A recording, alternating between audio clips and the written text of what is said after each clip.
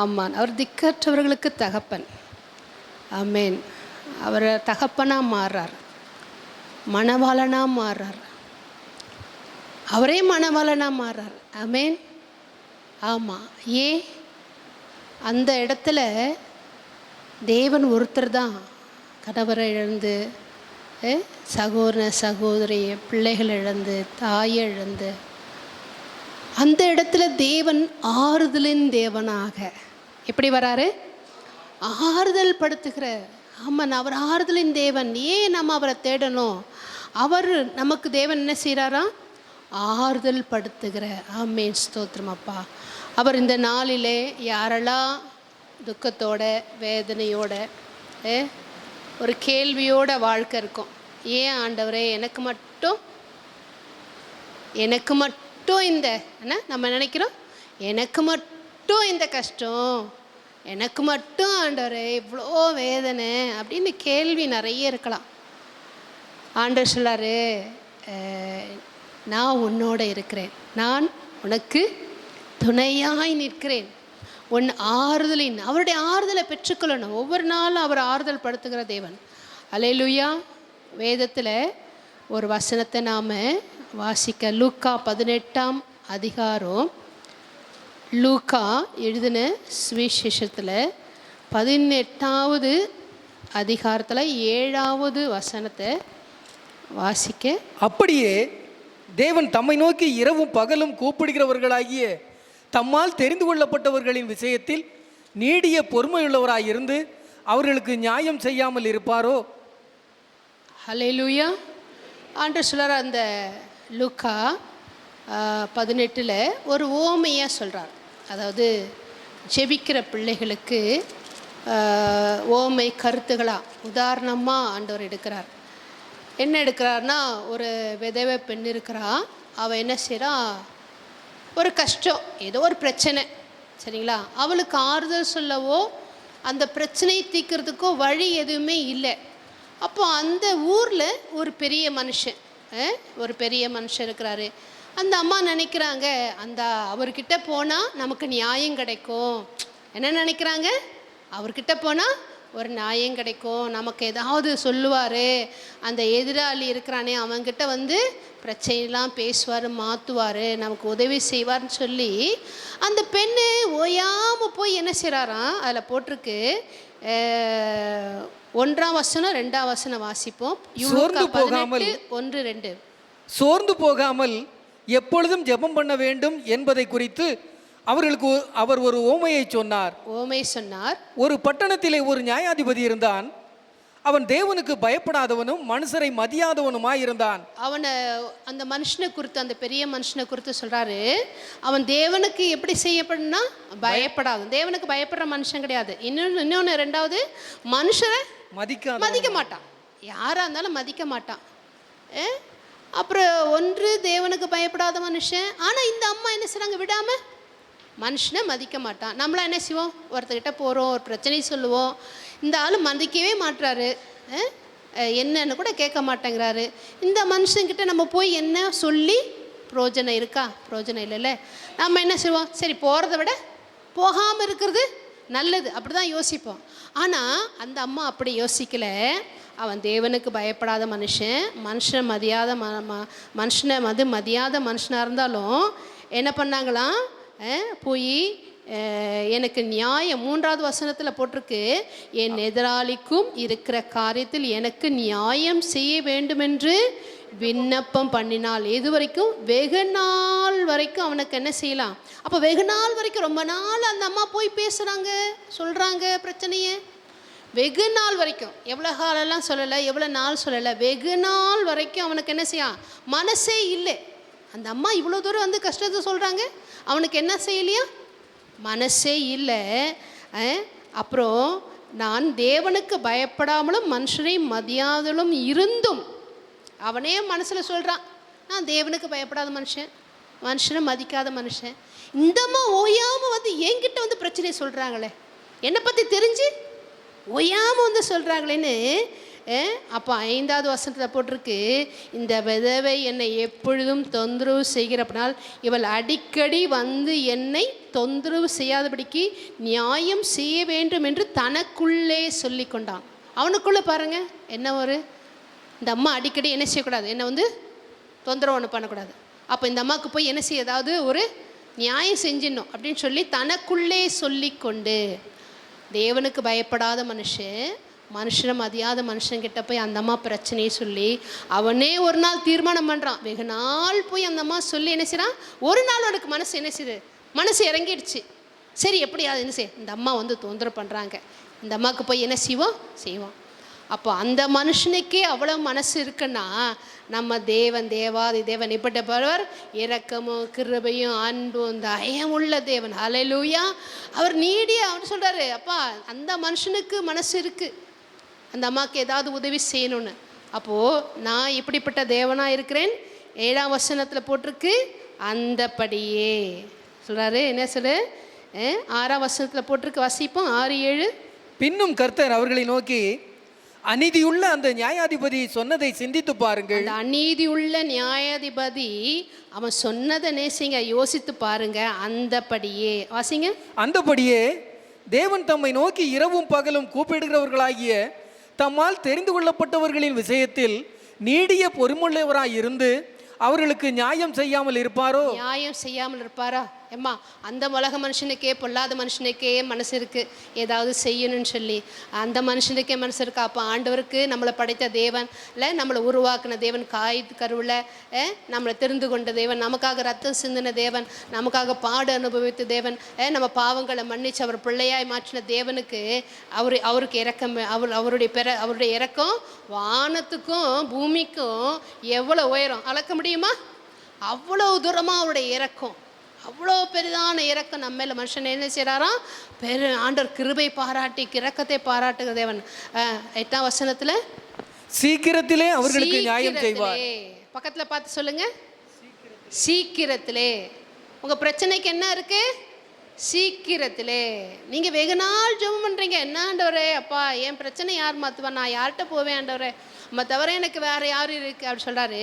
ஆண்டவர் 8ஆம் வசனத்தை சொல்கிறாரு, சீக்கிரத்திலே. பக்கத்தில் பார்த்து சொல்லுங்க, சீக்கிரத்திலே. ஆமாம்மா, சீக்கிரத்திலே. எவ்வளோ சீக்கிரத்திலே அவர்களுக்கு நியாயம் செய்வார். சொல்லுங்க, சீக்கிரத்திலே உங்களுக்கு ஒரு நியாயத்தை தேவன் செய்வார். சொல்லுங்க, சீக்கிரத்திலே நியாயம் செய்வார் என்று உங்களுக்கு சொல்லுகிறேன். ஹல்லேலூயா. ஆண்டவர் சொல்கிறாரு, சீக்கிரத்தில் என்ன செய்வாரா மனுஷனுக்கு? ஆமாம்மா, வெகு நாள் ஜெபம் இல்லை, நீண்ட நாள் ஜெபம், என் கண்ணீரை துடைக்கிறது. என் கண்ணீரை யார் துடைப்பா? நான் தனிமையாக, தாவீது சொல்கிறான், என் தலையணையே கண்ணீராக கண்ணீரில் என்ன செஞ்சா, தலையணையே நனைஞ்சு போச்சு. நான் அழுது என்ன ஆச்சு, தலையணையே நனைஞ்சு போச்சு சிஸ்டர். ஆமாம் சிஸ்டர். அழுறதை யார் பார்க்குறா சிஸ்டர்? நான் கண்ணீர் விடுறதை யார் பார்க்குறா சிஸ்டர்? யாரும் பார்க்கலனாலம்மா, உங்கள் அறை வீட்டுக்குள்ளே தேவன் இருக்கிறார். ஹல்லேலூயா. கண்ணீரை காண்கிற தேவன். ஆமேன். அதுவும் விதவை கண்ணுனா சாதாரண கண்ணீர் இல்லைம்மா. மற்றவங்க கண்ணீர் விடுறதை விட விதவை கண்ணீர் சாதாரண கண்ணீர் கிடையாது. ஹல்லேலூயா. ஆமாம், அவர்களுக்கு தான் தேவன் உதவி செய்ய என்ன செய்கிறாரா, மனம் இறங்குகிற தேவன். எல்லாருக்கும் எல்லார் ஜெபத்தை விட உலகத்தில் எல்லா பிள்ளைகளும் ஜெபிக்கிறாங்க. அவர்கள் ஜெபத்தை விட யாருக்கு தான் ஜெபம் முதலிடம்? விதவின் கண்ணீர் ஜெபங்களுக்கு தான் தேவன் முதலிடம் கொடுக்கிற தேவனாக இருக்கிறார். ஹல்லேலூயா. அதனால் என்ன செய்யாதீங்க, ஜெபத்தில் என்ன செய்ய வேண்டாம், நாம் சோர்ந்து போக வேண்டாம். சோர்வு வரும். அன்றை எவ்வளோ நாள் நான் ஜெபிக்காண்டவரே, எவ்வளோ நேரம் காலம் ஜெபிக்காண்டவரே, அன்றை என்ன ஆண்டவரை செய்ய அன்று சொல்லார், நீங்கள் சோர்ந்து போகாமல் இடைவிடாமல் அன்று சொல்லார், இடைவிடாமல். 1 தெசலோனிக்கேயர் 5ஆம் அதிகாரத்தில் 16ஆம் 17ஆம் வசனத்தில் சொல்லப்பட்ட வசனங்கள். 1 தெசலோனிக்கேயர் 5, 16, 17.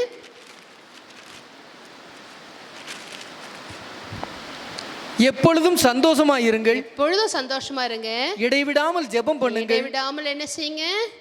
ஜெபம் பண்ணுங்க. இடைவிடாமல் ஜெபம் பண்ணுங்கம்மா. ஜெபத்தை மட்டும் நிறுத்தாதீங்கம்மா. ஆமாம், உங்களுடைய அந்த வேதனையில் வருகிற கண்ணீர் பாருங்க, அது தேவன் என்ன செய்கிறாராம், அவருடைய துருத்தியில் சேர்த்து வைக்கிறாராம். அவர்கிட்ட ஒரு துருத்தி இருக்குது இல்லை, அதில் அந்த கண்ணீர், ஒவ்வொரு சொட்டு கண்ணீர், நம்ம பூமியில் விடுற கண்ணீர் என்னம்மா அது கொஞ்ச நேரத்தில் காஞ்சி போயிடுது இல்லை? அது காஞ்சி போடுது, இருக்கிற இடம் தெரியல. ஆனால் அந்த கண்ணீர், ஒவ்வொரு சொட்டு கண்ணீரும் அவர் என்ன செய்யறாராம், துருத்தியில் சேர்த்து வச்சுட்டே வராராம். ஹல்லேலூயா. அவரோட துருத்தியில் சேர்ந்து வச்சுட்டு இருக்கோமா? நீங்கள் விட்ட கண்ணீர் பூமியில் நனைஞ்சு போயிருக்கலாம், அது காஞ்சி போயிருக்கலாம், அது இருக்கிற இடம் தெரியாமல் இருக்கலாம். ஆனால் ஆண்டவர் சமூகத்தில் உங்கள் கண்ணீர் இருக்குது. ஹல்லேலூயா. அவர் கண்ணீரை காண்கிற தேவன். ஒரு ஏழை விதவை பெண்ணு, அவன் மகன் இறந்தாச்சு. அந்த அம்மா அழுதுகிட்டே வராங்க. ஐயோ, எனக்கு இருக்கிறது ஒரே பிள்ளை, அந்த பிள்ளை இறந்து போச்சுன்னு சொல்லி அந்த அம்மா வரும்போது என்ன செஞ்சாராம்? லூக்கா 7 வாசிப்போம், 13-14. லூக்கா 7. கர்த்தர் அவளை பார்த்து அவள் மேல் மனதுருகி அழாதே என்று சொல்லி, ஆண்டவர் சொல்றார் என்ன சொல்றாரு? நீ அழாதம்மா, நீ அழுத கண்ணீரெல்லாம் என் துருத்தியில் வந்து சேர்ந்துருக்கு, சரிங்களா? துருத்தியில் வந்து சேர்ந்துருக்கு, அது நிரம்பி வழியுது. துருத்தியில் சேர்ந்து மட்டும் இல்லை, என்ன செய்தான், நிரம்பி வழிகிற அளவுக்கு கண்ணீர் விட்டுருக்கம்மா. உன் துக்க நாட்கள் என்ன செய்யும்? முடிந்து போகும். உன் சுகவாழ்வு சீக்கிரத்தில் துளிர்க்கும். ஹல்லேலூயா. ஆமான்றத பாருங்க. அந்த அந்த அம்மா ஆண்டர்கிட்ட வரலை, அந்த அம்மா அழுதுட்டு போகிறாங்க. இருக்கிறது ஒரே பிள்ளை, என்ன செய்யாண்டவரே? அந்த பாருங்க, அந்த விதவினுடைய கண்ணீரை பார்க்குறார். நீ அழாதே. அந்த வாலிபனை எழுந்திருக்க வச்சு தாயினிடத்தில் என்ன செஞ்சாராம்? ஒப்பு கொடுத்தார் என்று வேதம் வாசிக்கிறோம். பாருங்க.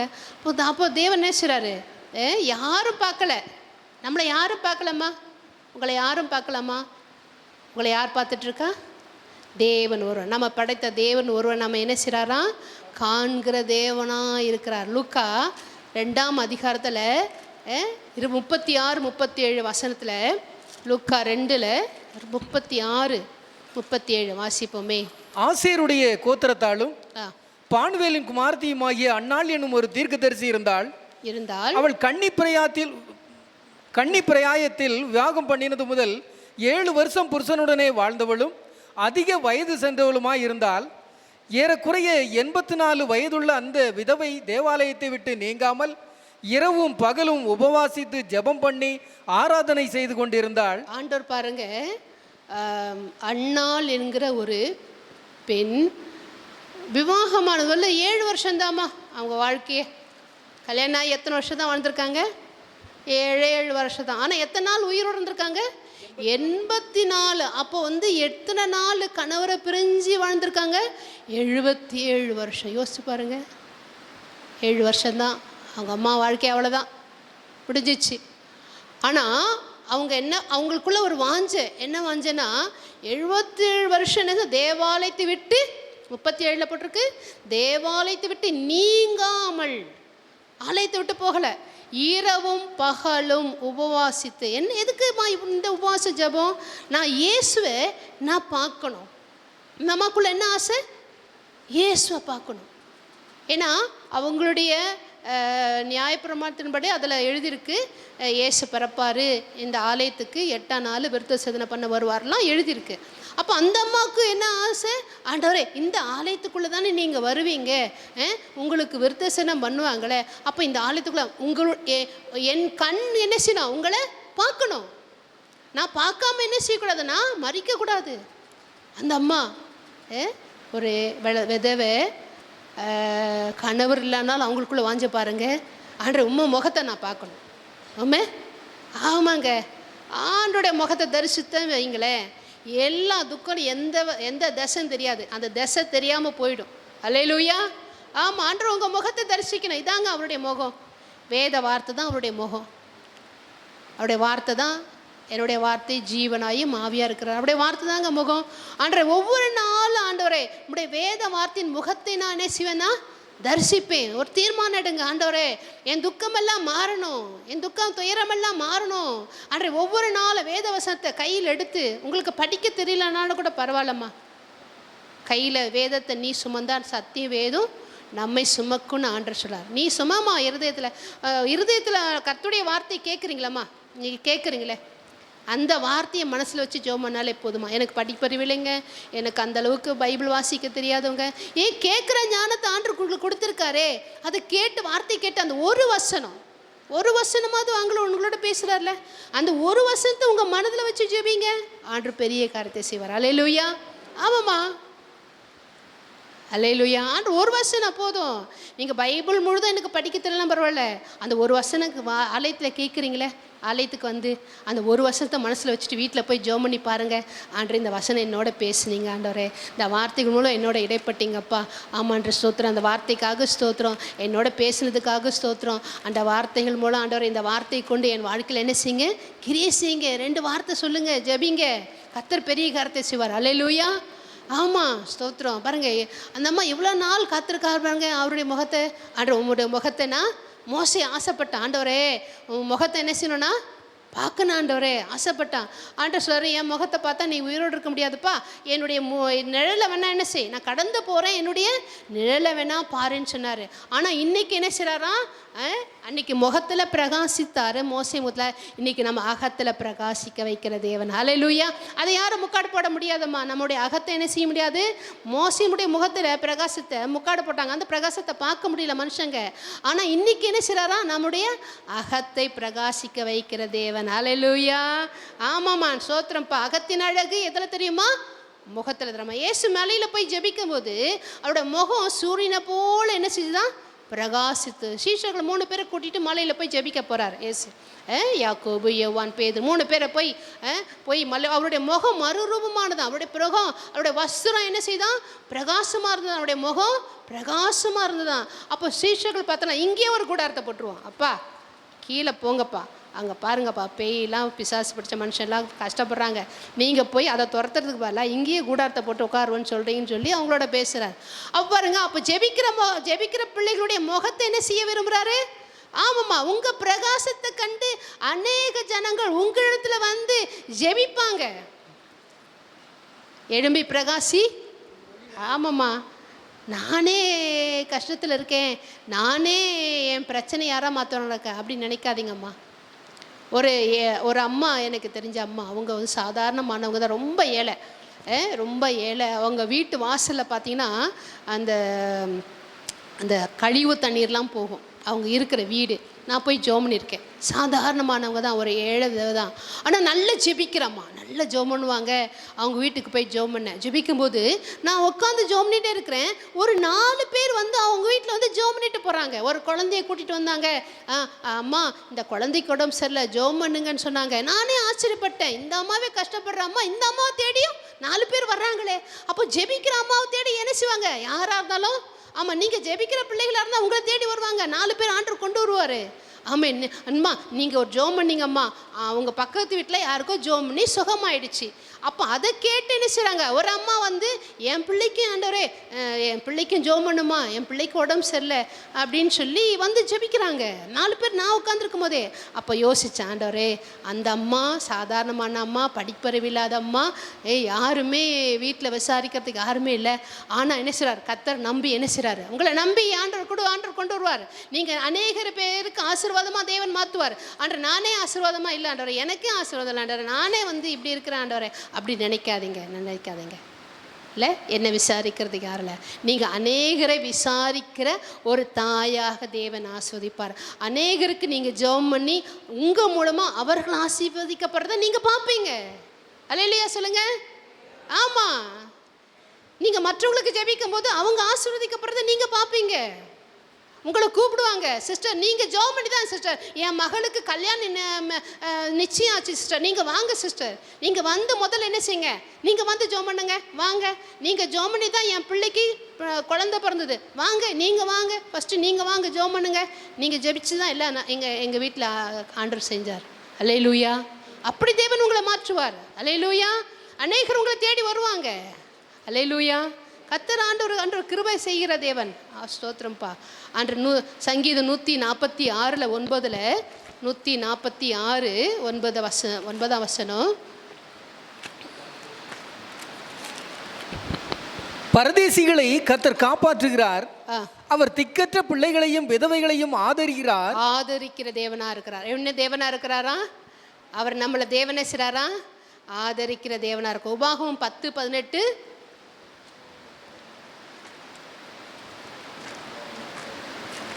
உபாகமம் 10:18 அவர் திக்கற்ற பிள்ளைகளுக்கும் விதவைகளுக்கும் நியாயம் செய்கிறவரும் அந்நியன் மேல் அன்பு வைத்து அவனுக்கு அன்னவஸ்திரம் கொடுக்கிறவருமாய் இருக்கிறார். அவர் என்ன செய்கிறாரா? நியாயம் செய்கிறார். ஆதரிக்கிற தேவன், நியாயம் செய்கிற தேவன். ஏசாயா 54:4, ஏசாயா 54:4 வசனத்தில், பயப்படாதே, நீ வெட்கப்படுவதில்லை, நாணாதே, நீ லட்சை அடைவதில்லை.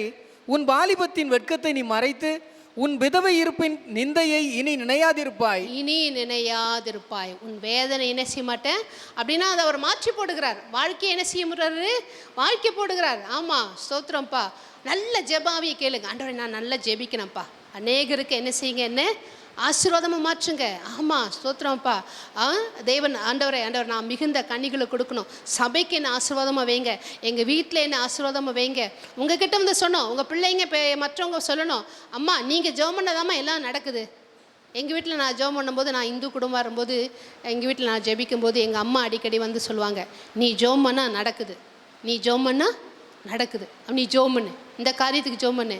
ஆனால் அவங்க சர்ச்சுக்கு வர மாட்டாங்க. நான் சர்ச்சுக்கு போவேன், பைபிள் வாசிப்பேன். அவங்க சர்ச்சுக்கு வர மாட்டாங்க. ஆனால் அவங்களுக்கு என்ன செய்யணும்? ஜெபம் பண்ணி காரியம் நடக்கணும். சரி ஆண்டவரே, அது சொல்கிறாங்களே, ஒரு விசுவாசத்தை தேவன் கொடுத்துருக்காரு. சர்ச்சுக்கு வரலன்னா என்ன ஆண்டவரே, அப்பா நீங்கள் கொண்டு வருவீங்க. ஆனால் அவங்க ஞானஸ்தானம் பெற்றாங்க. பின்பு வந்து ஞானஸ்தானம் பெற்றாங்க. ஆரம்பத்தில் நீ ஜெபம் பண்ணு, ஏதோ நடக்குது. அப்போது மற்றவங்க சொல்லணும், அவங்கள பார்த்து சுற்றிட்டு இருக்கிற ஆட்கள், சபையில் இருக்கிற ஆட்கள், இந்த அம்மா ஜெபிக்கிற அம்மா. நமக்கு என்ன பேர்? உங்கள் பேர் என்ன? ஜெபிக்கிற அம்மா. சொல்லுங்கள், அலே கரகையில் வைத்து சொல்லுங்கள், அல்லேலூயா. நமக்கு பேர் வைக்கணும். என்ன பேர்? ஜெபிக்கிற அம்மா. அல்லேலூயா. உங்கள் பேரை சொல்லி கூப்பிடக்கூடாது. உங்களுக்கு ஒரு பேர் இருக்குது, ஏன்னா அந்த பேரை சொல்லி கூப்பிடக்கூடாது. உங்களை என்ன சொல்லி கூப்பிடணும்? ஜெபிக்கிற அம்மா, ஜெபிக்கிற அப்பா. இந்த அப்பா கிட்ட போனால் ஜெபம் பண்ணுவார், இந்த அம்மா கிட்ட போனால் ஜெபம் பண்ணுவாங்க, காரியம் நடக்கும். அல்லேலூயா. நீங்கள் கேளுங்க, ஆண்டவரே நான் யாருக்கெல்லாம் ஜெபிக்கிறேன் ஆண்டவரே, யாருக்கெல்லாம் பாருங்கள், அந்த நொறுங்குண்ட நறுங்குண்ட இருதயத்தை தாமா தேவன் விரும்புகிறார். தேவன் நொறுங்குண்ட நறுகுண்ட இருதயத்தை நான் புறக்கணிக்க மாட்டேன், தள்ள மாட்டேன். அவர்களுக்கு தான் தேவன் உதவி செய்கிறார். உங்கள் இருதயம் நொறுக்கப்பட்டு பிறருக்கு ஜெபிக்கிறீங்க பாருங்கள்.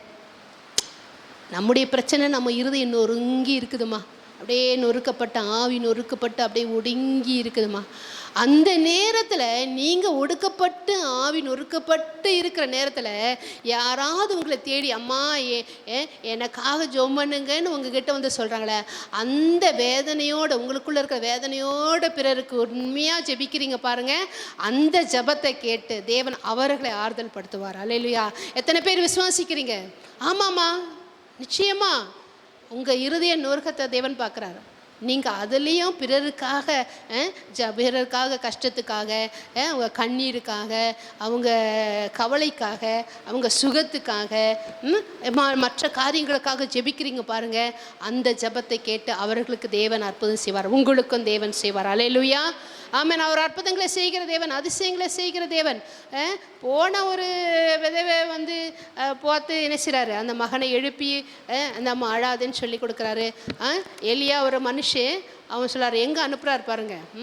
ஒரு பணக்காரன் வீட்டு தேடி அனுப்பலாமா? ஒரு தீர்க்கதரிசி தேவ மனுஷனை, ஒரு நல்ல ஜெபிக்கிற தேவ மனுஷனை யார் வீட்டுக்கு அனுப்புகிறாங்க? ஒரு ஏழை வித வீட்டு. அந்த அம்மாவே அந்த அம்மாவுக்கு என்ன தெரியுங்களா பிரச்சனை? சாப்பிட்டு என்ன செய்ய போகிறாங்க? சாக போகிறாங்க. ஏன்னா வேறு சாப்பாடு அந்த அம்மா வீட்டில் இல்லை, வேறு வழியே இல்லை.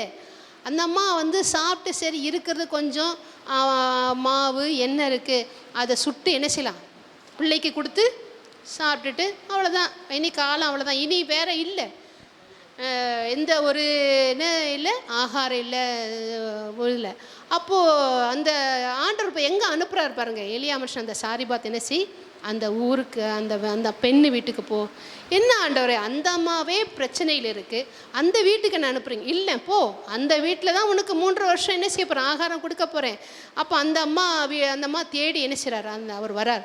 வந்தோடனே விசாரிக்கிறார், என்னம்மா என்னன்னு. இல்லையா, இந்த அப்பந்தான் இருக்குது, நான் இதை சாப்பிட்டு என் பிள்ளைய நானும் சாக போகிறேன். சரிம்மா, ஒன்று செய்யுமா, ஒன்று செய். அதில் 2 அப்பத்தில் ஒரு அப்பத்தை என்ன செய், எனக்கு கொடு, நான் சாப்பிட்டு உன்னை என்ன செய்கிறேன், ஆசீர்வதிக்கிறேன். அந்த அம்மா பாருங்கள், ஏழையாக இருந்தாலும் கொடுக்குற மனசு இருக்குது. என்ன இருக்குது? கொடுக்குற மனசு அந்த அம்மாவுக்கு இருக்குது. அந்த மனசு ஆண்டவர் பார்க்குறாரு பாருங்க. கஷ்டத்துலேயும் வேதனையிலையும் ஒரு ஏழை பெண்ணு காசு போட்டாங்க, 2 காசு. ஆண்டவர் பார்க்குறாரு, எல்லாரையும் பார்க்கலாம், அவங்க வருமானத்துலேருந்து அதிகமாக என்ன போட்டாங்கன்னு தெரியாது இல்லை. ஆனால் ஒரு ஏழை வதையும் அந்த அம்மா கையில் இருக்கிறது 2 காசு.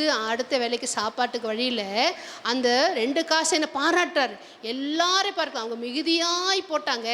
ஆனால் இந்த பெண்ணு தனக்குள்ளே இருக்கிறது கொஞ்சத்தை என்ன செஞ்சாங்களாம் போட்டாங்கன்னு சொல்லி எல்லாரையும் பார்க்கலாம். இந்த அம்மா தான் என்ன செஞ்சாங்களாம், அதிகமாக போட்டாங்களாம்.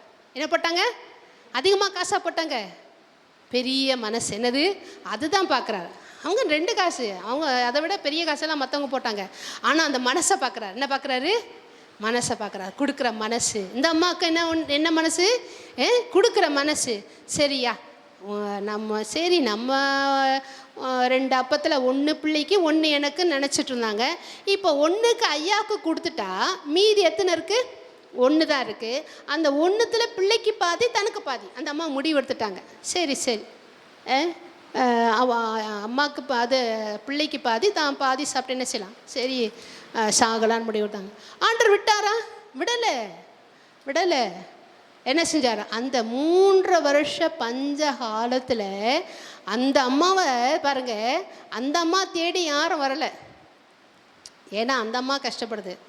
ஆனால் 3 வருஷம் அந்த மாவு குறையிலையாம் எண்ணெய் குறையிலையாம் தான் வீட்டாரெல்லாம் என்ன செஞ்சாங்க, வீட்டுக்குள்ளே வந்து சாப்பிட்டாங்கன்ருக்கு. எலியாவுக்கு கொடுத்து, வீட்டாருக்கு கொடுத்து, அந்த அம்மா சாப்பிட்டு, பிள்ளைய சாப்பிட்டு பாருங்க. அல்லேலூயா, அந்த கொடுக்குற மனது. அல்லேலூயா, தேவன் அதை பாராட்டுறாரு. தேவன் அந்த என்ன செய்கிறாரா, பாராட்டுறாரு. ஆண்டவர் சொல்கிறாரு, லூக்கா 4:26 வாசிங்க. 4:26. ஆயினும் எலியா சீதோன் நாட்டில் உள்ள சரப்தா ஊரில் உள்ள ஒரு விதவையினிடத்திற்கு அனுப்பப்பட்டானே அல்லாமல் மற்றொருத்தினிடத்திலும் அனுப்பப்படவில்லை. வருங்க. அப்போது அந்த ஏழை என்ன செய்கிறாரு, அந்த பெண்ணை அவர் நினைக்கிறார். இந்த அம்மாவை போஷிக்கணும், இந்த அம்மா மூலம் வீட்டாரை போஷிக்கணும், இந்த அம்மா மூலம் யாரை போஷிக்கணும், அந்த கர்த்தருடைய பிள்ளையாகிய எலியாவை போஷிக்கணும். அல்லேலூயா. உங்கள் ஜெபத்தை கேட்டு உங்கள் வீட்டில் தேவன் ஆசீர்வாதத்தை தருவார். எத்தனை பேர் விசுவாசிக்கிறீங்க? ஆமாம்மா, உங்கள் வீடு உங்கள் ஜெபத்தினால ஆஸ்வதிக்கப்படும். ஆமாம், உங்கள் வீட்டில் பிரச்சனையா, உங்கள் பிள்ளைங்க யாராக இருந்தாலும் பிரச்சனையா, நீங்கள் ஜெபம் பண்ணி உங்கள் மூலமாக உங்கள் குடும்பம் ஆசீர்வதிக்கப்படும். அல்லேலூயா. ஆமாம், ஆசீர்வாதத்தை பார்ப்பீங்க. ஆமாம், ஸ்தோத்திரம். அல்லேலூயா. பாருங்கள், இந்த பெண்ணுனால, அந்த 7வது பெண்ணுனால அந்த குடும்பம் ஆசீர்வதிக்கப்பட்ட. குடும்பத்தாரெலாம் என்ன செஞ்சாங்க, வந்து ஆகாரம் சாப்பிட்டாங்க போட்டிருக்கு. அந்த அம்மா சாப்பிட்டாங்க, பிள்ளை சாப்பிட்டது. அதே மாதிரி எலியாங்கிற தேவ மனிதனுக்கு என்ன செஞ்சுருக்காங்க, ஆகாரம் கொடுத்துருக்காங்க. அல்லேலூயா. ஆமாம், ஸ்தோத்திரம். உங்களுடைய ஜெபம் சாதாரண ஜெபம் கிடையாதுமா. உங்களுடைய கண்ணீர் சாதாரண கண்ணீர் கிடையாது, அது விலையேற பெற்றது. 1 கோடிக்கு ஒரு 500 ரூபாய் நோட்டுக்கு விலை இருக்குல்ல, விலை இருக்குது. அதுக்கு ஒரு விலை இருக்குது. 1 கோடிக்கு விலை இருக்குல்ல. உங்கள் ஒரு சொட்டு கண்ணீர் 1 கோடி ரூபாய் விட விலையேற பெற்றது. ஆமாம்மா, சாதாரண கண்ணீர் கிடையாதுமா. அது நறுங்குண்ட இருதயத்திலேருந்து வருகிற கண்ணீர். அது சாதாரணமாக நினச்சிடாதீங்க. சாதாரணமாக நம்ம கண்ணீர் ஊற நினச்சிடாதீங்க. அது எப்படிப்பட்டது, விலையேற பெற்றது. அல்லேலூயா. தேவன் அதை விலையேற பெற்றுதான் பார்க்குறாரு. நம்மளை ஒவ்வொருத்தரையும் தேவன் வெளியேற்ற பிள்ளையாக பார்க்குறாரு. அதுவும் உங்களை விசேஷமாக வெளியேற பெற்ற மகளாக பார்க்குறாரு. ஆமென், மகனாக பார்க்குறாரு. அல்லேலூயா. கர்த்தர் சொல்கிறாரு, யாக்கோபு 1:27 சொல்கிறாரு. யாக்கோபு 1:27,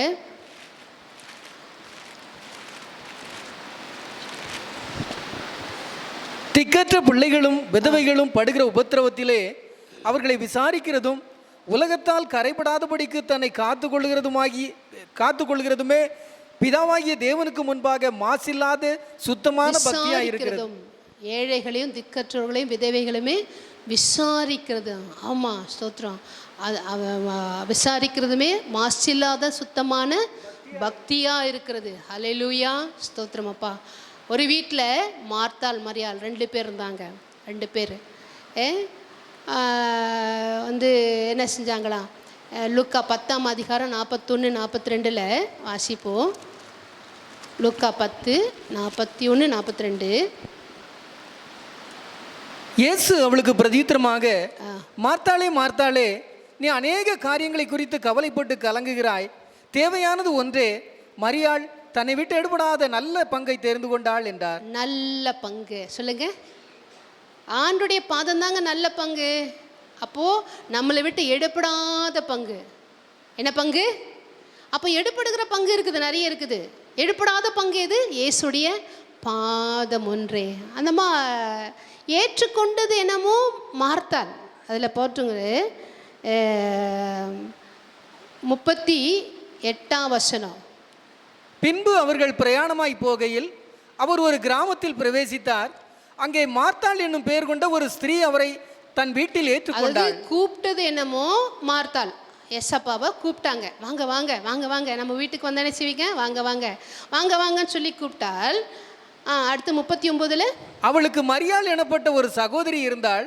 அவள் இயேசுவின் பாதத்தருகே உட்கார்ந்து அவருடைய வசனத்தை கேட்டுக்கொண்டிருந்தாள். இந்த 2 பேர் சகோதரிகள் தான், ஒரே வீட்டில் இருக்கிறாங்க. ஒரே வீட்டுக்குள்ளே இருந்து அந்த மார்த்தாள் அம்மா இயேசுவை கூப்பிட்றாங்க, வாங்க ஐயா வாங்கன்னு சொல்லி. ஆனால் இந்த மரியாள் அம்மா என்ன செஞ்சாங்களாம், அவருடைய பாதத்தில் போய் உட்காந்து ஏதாவது, அவர் வந்தால் எப்போவுமே இவர் விசிட்டிங் பண்ணுற வீடு, இயேசு அடிக்கடி விசிட்டிங் பண்ணுவார் போல இருக்குது. இந்த மார்த்தாள் மரியாள் லாசர் இருக்கிற வீட்டுக்கு விசிட்டிங் பண்ணுவார் போல. வந்தவொடனே அவர் என்ன செய்கிறாரு, போதகம் பண்ணியிருக்காரு, அவர்களுக்கு பிரசங்கம் பண்ணியிருக்காரு, ஜெபம் பண்ணியிருக்காரு, வசனத்தை பேசியிருக்காரு.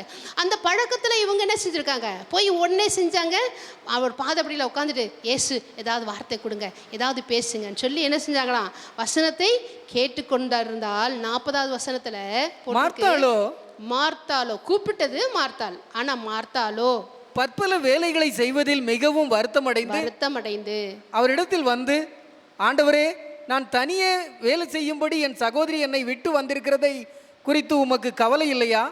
எனக்கு உதவி செய்யும்படி அவளுக்கு சொல்லும் என்றாள். 41. இயேசு அவளுக்கு பிரதியுத்தரமாக, மார்த்தாளே மார்த்தாளே, நீ அநேக காரியங்களை குறித்து கவலைப்பட்டு கலங்குகிறாய், தேவையானது. ஆண்டு சொல்லாரு, நீ அநேக காரியத்தை குறித்து கவலைப்பட்டு கலங்கி கொண்டு இருக்கிறம்மா. உன் கவலையை மாற்றுகிற தேவன் நான் ஒருத்தர் இருக்கேன் இல்லையா? தேவன் நம்ம நடுவில் இருக்கிறார். கவலையை மாற்றுகிற தேவன். நீயே என்கிட்ட வரமாட்டேங்கிற, மரியாள் மாதிரி ஏன் வரமாட்டேங்கிற? அநேக காரியத்தை குறித்து கவலைப்பட்டு கலங்கி நிற்கிற. அதில் வேறு இந்த அம்மாவுக்கு இன்னொரு வார்த்தை என்ன தெரியுங்களா? உமக்கு கவலையா? யாரை பார்த்து சொல்கிறாங்க? இயேசு பார்த்து சொல்கிறாங்க. ஆண்டவரே, நான் கவலைப்பட்டு கலங்குகிறேன், நான் கவலைப்பட்டு கலங்குறேன்னு உங்களுக்கு கொஞ்சம் கூட கவலை இல்லாமல் இருக்கிறீங்களா? அது எப்படி கவலை இல்லாமல் இருப்பார்? நாம் கவலைப்படும் போது அவரும் சேர்ந்து தானே கவலைப்படுறாரு. ஆண்டவர் சொல்கிறார், காகத்தை பாருங்கள், காட்டு புஷ்பத்தை பாருங்க, அதுக்கு நான் உடுத்து வைக்கிறேன், காகத்தை போஷிக்கிறேன், நான் உங்களை போஷிக்க மாட்டேனா?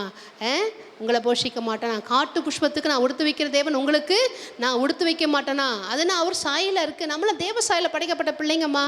காட்டு பூனை அவர் சாயலாக இருக்குது, நான் காகன்னா அவர் சாயலாக இருக்குது? இல்லை, அது ஒரு பறவையாக படைச்சார், ஒரு பிராணி உள்ள பூமியில். ஆண்டவர் சொல்கிறார், நம்மளை ஆணும் பெண்ணுமாக என்ன செஞ்சாராம் பூமியில்? ஆண்டவர் மனுஷனை அவர் சாயலாக படைத்தார். அப்போ அவர் சாயல காகத்தை போஷிக்கிறேங்கிறாரு, காட்டு புஷ்பம் உடுத்து வைக்கிறேங்கிறாரு. அப்புறம் என்ன சொல்கிறாரு, அதெல்லாம் பாரு, நான் அதெல்லாம் செய்கிறேன், நான் உனக்கு என்னை தேடி வருகிற பிள்ளைகளுக்கு நான் நன்மை செய்ய மாட்டானோ?